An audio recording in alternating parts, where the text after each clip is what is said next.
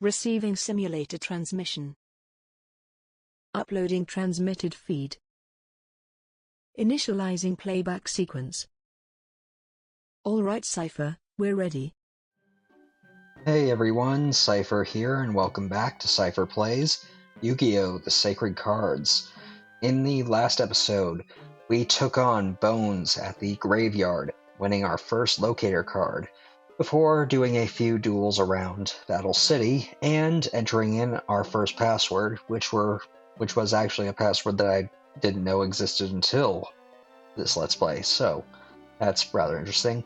I also shared another password that I didn't use, but for those of you who didn't watch last episode, no need to worry.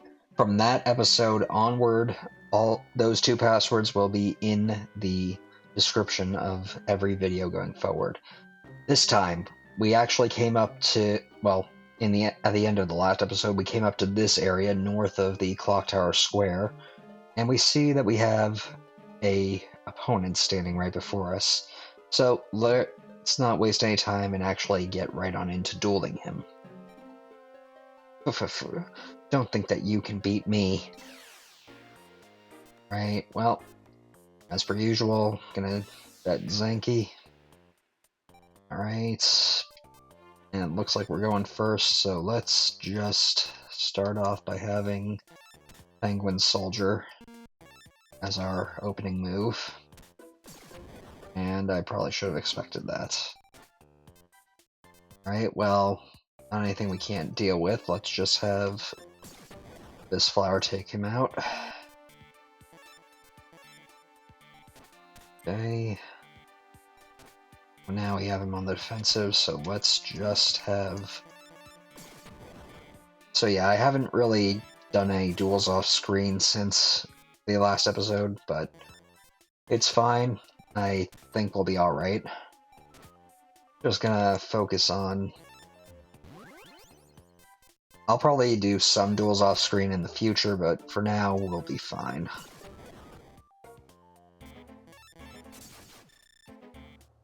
I probably will also buy some cards off screen if necessary, but I'll probably save it for...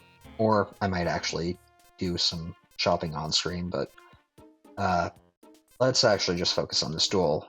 Out of Greed, that's actually a very good card. One of the banned cards that I think has been banned since its introduction. Allows you to draw 2 cards, although in this game you have to have the open spaces, otherwise it doesn't do anything. So, can be useful, can also be a bit of a hindrance, but we should be okay. Let's just have Abyss Flower take out that thing, and we'll have our monsters just attack. Right. And I probably should have expected that. This guy carries a lot of thunder monsters with him, so we should be in for a bit of a fight. Thankfully, I just got Swordsman from a Foreign Land to take him out. Shame we didn't get Mask of Darkness. We could have made use of it to bring out our ritual monster, but oh well. And I probably should have expected that, but not anything we can't deal with.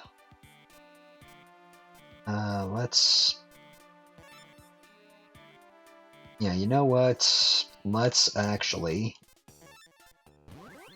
tribute both of our monsters, and we're just gonna finish this off with the last warrior.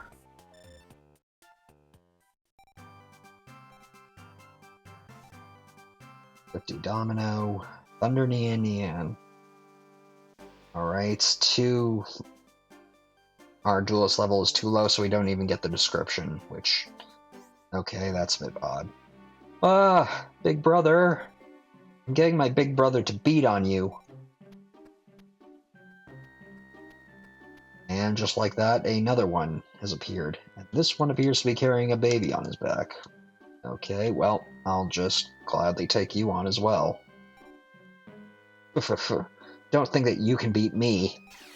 That's what your brother said, and look where he is now. Alright, same ante as per usual.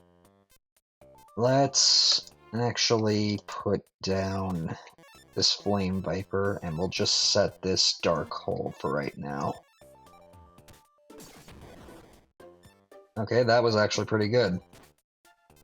So let's sacrifice this and bring out our Bolt Escargot and just attack directly. Might actually be a bit faster than the last duel, but we'll see. Let's have Muka Muka attack this. Okay, good.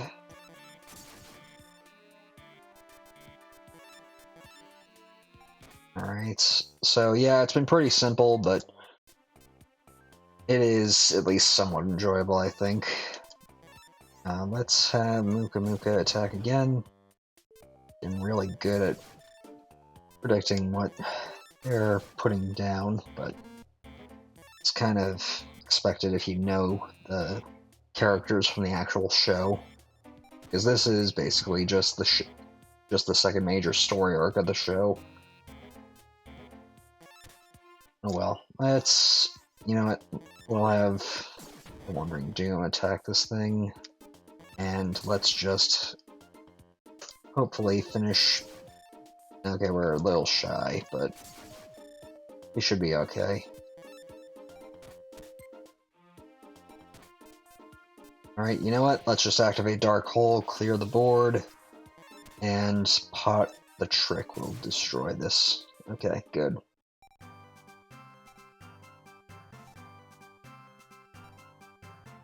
And another copy of Thunder Nian Nian. Ah, big brother! I'm getting my big brother to beat on you! And just like that, another opponent has appeared. However, this one is far tougher. You dared to pick on my little brothers.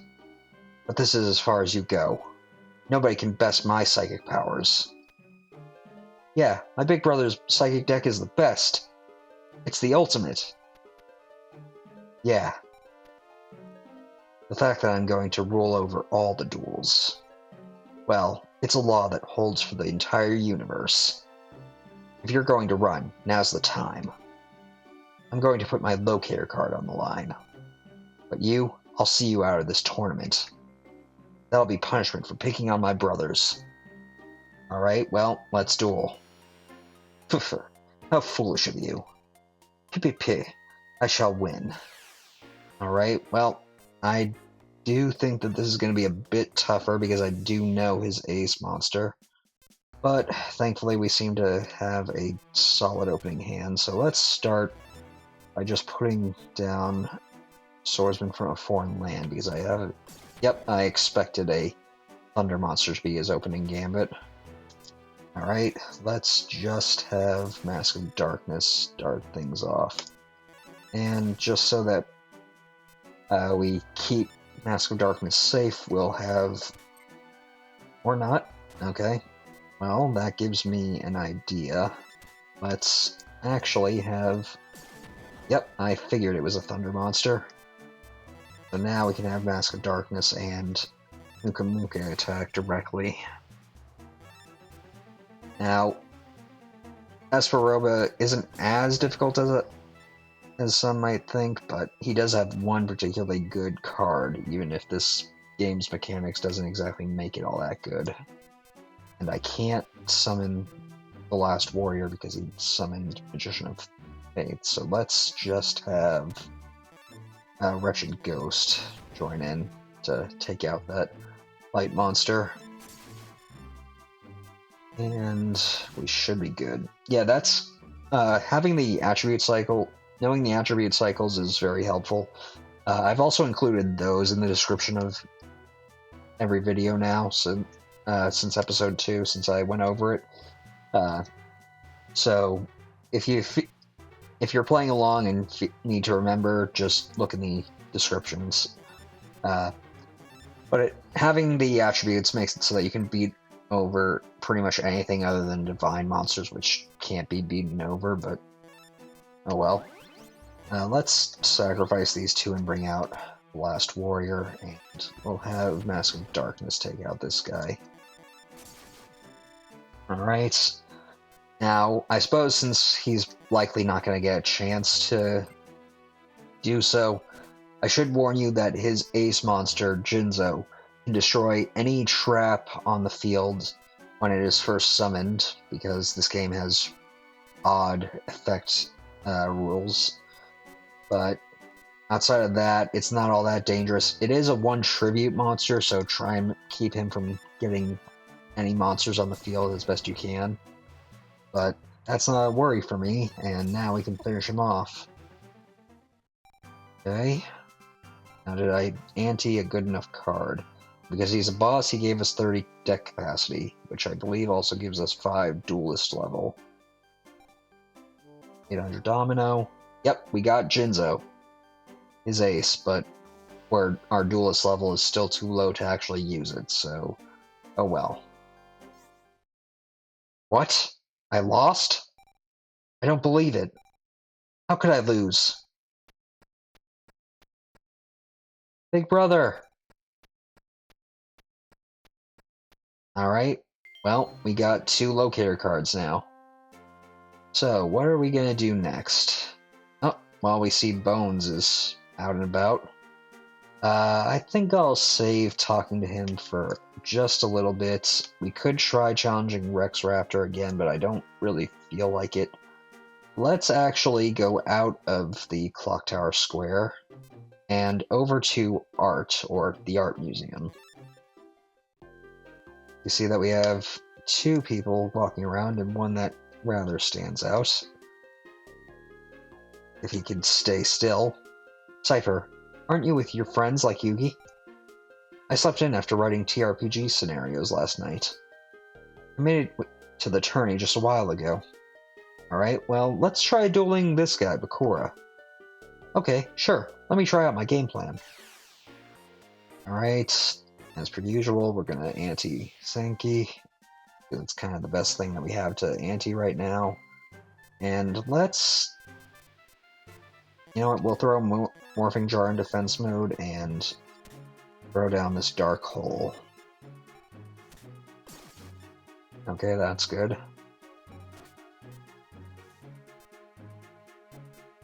Let's actually have Morphing Jar attack directly, and we'll have this weak card just get a little bit of chip damage in. And I expected that, but alright.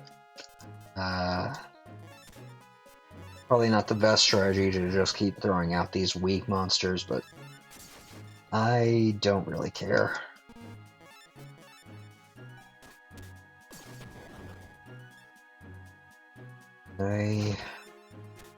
Well, now we've got something that can really fight back against him. And there we go. That should be good. So we should have this pretty much unlocked now. Let's actually just sacrifice Morphing Jar to summon this Leo Wizard.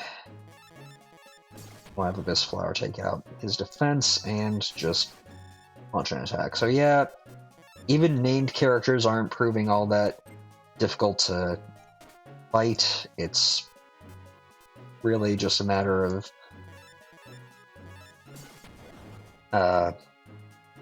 getting past their weak defenses. However, as the game goes on, I do believe that we will see at least a little bit of challenge, but that isn't for this episode to deal with. Okay, this should be pretty much what we need. Yeah, I think we might... no, we should be... This should actually finish it. So, yeah, Bakura, not that difficult, even though in other games he can be quite difficult. Alright, Grace of 5, 3000 Domino. That's the main reason that I wanted to fight him. Get a bunch of Domino off him, even though he didn't give us much deck capacity, but hey, Domino's Domino. And the Portrait's Secret. And it's too high of a cost for us to use, but could be rather useful once we get our duelist level up high enough. I mean, a level 4 monster with 1200 attack, I mean, compared to what we're starting with all these level 3 monsters and level 5 monsters with frankly pathetic stats for a level 5 monster. It's rather useful. Arg. I guess I need to prepare a bit better. After all, you've been winning your way up. I have to put more thought into my deck. Alright, well, since we're here, we might as well also duel this guy. Good idea. They can't complain about us here. Alright. Once again, bidding Zanky. Alright, let's just start by having Wandering Doom attack this guy. And just because we'll actually show what Muyang Curry does, it's a small life point recovery card, 200 life points. Chump change later in the game, but can be at least somewhat useful for this early stage, though only very minorly. Let's actually... You know what, let's summon Dharma Cannon and have it take out this Ancient Jar. Okay, next turn I think I'll summon that Leo Wizard that I've got. Or, yeah, Leo Wizard. By sacrificing the Wandering Doomed. And having Dharma Cannon take out this guy again.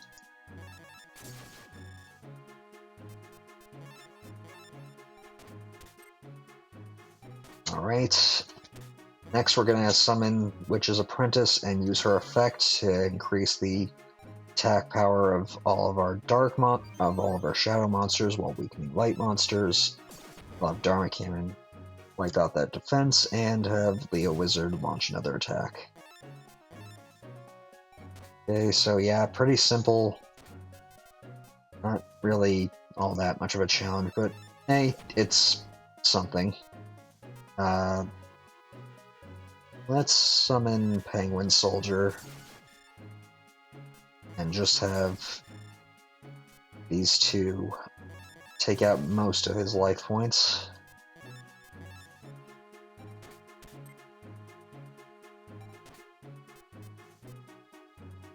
Okay, well, I think we can just finish things off now. Okay, their deck capacity of 5. 2-mouth Dark Ruler, not all that strong, but better than some of the things we have. Whoops, I lost. You're like way strong. No point sticking around, I should go elsewhere. Alright, well, let's leave art, and actually let's go check out the card shop, because I didn't actually really look at what this guy has to sell. I just kind of showed what he... Well, actually, I don't even remember if I showed what he had. By pressing the select button, you can actually change how they're ordered, much like you can in the trunk. Let's see, they're ordered by name right now. Attack, defense, type, summon or attribute, price. I think this is the cost for the deck, so obviously the higher the cost, the better the card is. Like this Flash of Sounds is actually pretty strong, but that cost of $3.19 is going to be tough to justify for a while, since we can't actually use it at the moment. But yeah, cards with better stats are obviously going to have higher cost. Let's see. I think his inventory will change throughout the game. Let's actually look at this effect monster, Spirit of the Book. Too high, so our duelist level isn't high enough, so we can't actually see what that effect does. Well, that's a shame. Well... see the... Okay, yeah. I should actually probably check what I can actually use. So my duelist level is 142. So we can use anything with a cost of 142 or less. So let's actually swap to cost and go down to, I think, okay, this is the highest 140. Let's see. Probably should find a monster that I really want to use among these, because I did run warriors for a bit, or rather a lot, in Duelist of the Roses, and I don't necessarily want to do that again, but it could be rather useful.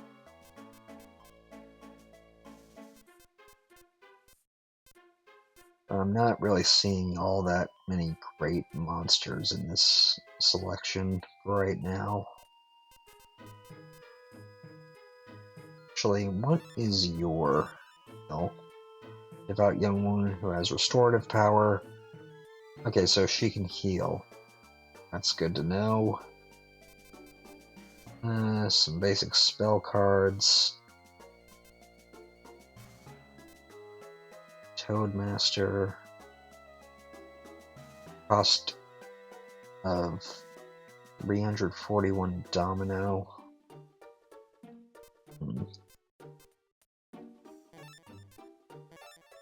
Greenskin figure that has the power to control frogs. It can summon a frog pajam to an open spot. Okay, this is actually a very good card in this game because you don't have to have frog pajam in your deck to make use of it. Just having this card will automatically allow you to summon an additional monster, so it's good for swarming the field in this game. I think I'll buy at least one copy right now and maybe see if I can add that to my deck. Let's see. Well, let's actually take out one of our weaker monsters, like this Zone Eater, add to the trunk, and let's see, where did that... well, let's just switch to attack, and we can add Toadmaster to the deck. Okay. That, I think, will actually go back to the Clock Tower Square. And you know what? Let's go talk to Bones now. Listen. We were all beaten by these guys wearing hoods. They drove us out of the graveyard. I liked it there. I liked its darkness. It fills me with anguish. Alright, well, it seems that there's something going on up at the graveyard. However, I think I'll be investigating that next time. So, I want to thank you all for watching. Until next time, stay gold. Playback sequence terminated. Transmission disconnected.